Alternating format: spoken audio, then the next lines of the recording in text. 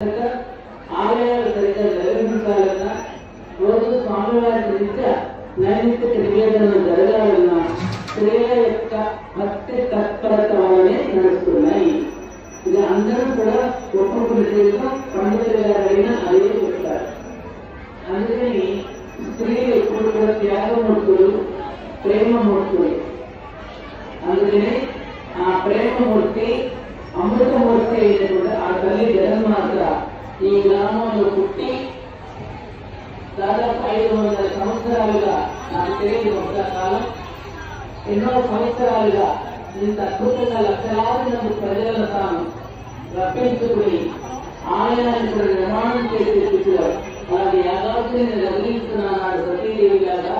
మరి ఆ పరమేశ్వరు యొక్క ఔన్నత్యాన్ని మనకు ఈ భూమి మీద దిగువచ్చి తెలియజేసి వెళ్ళి ఇక్కడ పుట్టిన మనం అందరం కూడా ధన్యం ధన్యం ధన్యం.